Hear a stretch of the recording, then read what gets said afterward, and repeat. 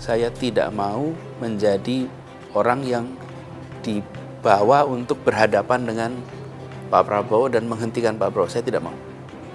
Dan saya katakan itu kepada siapapun yang datang kepada saya untuk berbicara tentang calon presiden.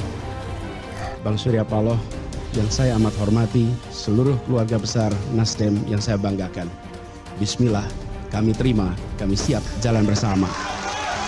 Dan saya tidak ingin menjadi bagian dari daftar orang yang mengkhianati promotornya.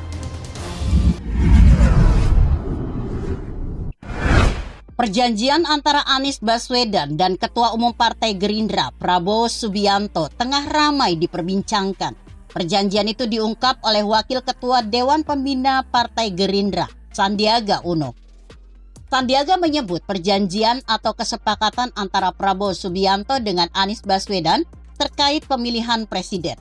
Hal itu diungkap Sandiaga saat menjadi tamu di akun YouTube Akbar Faisal, seperti dilihat Minggu 29 Januari 2023. Dalam video itu, Akbar Faisal bertanya soal beredarnya potongan video Anies bicara tak akan maju Pilpres jika Prabowo juga maju sebagai capres. Apalagi Anies dalam berbagai kesempatan mengatakan tidak akan melawan promotornya, Prabowo. Seharusnya Anies ingat soal itu. Sandiaga mengaku hingga saat ini masih komitmen menjalankan perjanjian itu. Bagaimana yang lain? Sandiaga menjelaskan perjanjian dengan Prabowo dan Anies diteken di atas materai pada September 2016 lalu, malam sebelum pendaftaran Pilgub DKI tahun 2017. Itu terkait Pilgub 2017. Malam itu kita tanda tangan sebelum kita mendaftar ke KPUD 2016 bulan September. Perjanjian itu sih legal ditandatangani bertiga dan seingat saya ada materainya. Imbu Sandiaga dikutip dari Detik News. Kendati demikian, Sandiaga enggan mengungkap isi perjanjian tersebut. Akan lebih etis jika isi perjanjian tersebut disampaikan oleh orang-orang yang memiliki salinannya. Perjanjian ditandatangani tiga pihak, saya, Pak Prabowo, dan Pak Anies. Dan saat itu yang ngedraft dan ditulis tangan sendiri oleh Pak Fadlizon. Dan setahu saya sekarang juga dipegang oleh Pak Dasko, ujar Sandiaga. Sementara itu Ketua Harian Gerindra, Sufmi Dasko Ahmad, buka suara soal perjanjian terkait Pilpres yang diteken Prabowo Subianto, Anies Baswedan, dan Sandiaga Uno. Dasko memastikan perjanjian itu benar adanya. Jadi kalau ditanya apakah ada perjanjian? Ada, imbuh dia. Kendati demikian, Dasko enggan menyebut isi perjanjian tersebut. Menurutnya, isi perjanjian itu tidak diperuntukkan sebagai konsumsi publik. Tapi isinya apa? Ya kita nggak boleh buka, karena itu bukan konsumsi publik. Jadi kalau mau bertanya-tanya, ya boleh. Nanti masuk Gerindra dulu tapi, kata Dasko. Wakil Ketua DPR ini juga enggan menjawab apakah isi perjanjian itu mengikat terhadap Anies. Dia mengatakan sejak dulu isi perjanjian itu memang tidak dikehendaki untuk konsumsi publik. Ya kalau saya jawab kan nanti jadi konsumsi publik. Karena kita kalau mau buka ini kan dari dulu.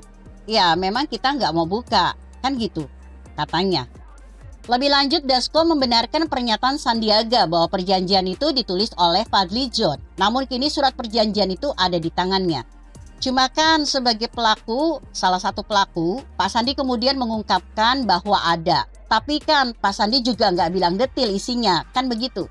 Nanti di kesempatan lain, ya lihat perkembangan lah. Nanti apakah kita kemudian akan cerita sedikit atau bagaimana. Yang pasti itu memang ditulis oleh Pak Fadli. Barangnya sekarang ada di saya, kata Dasko.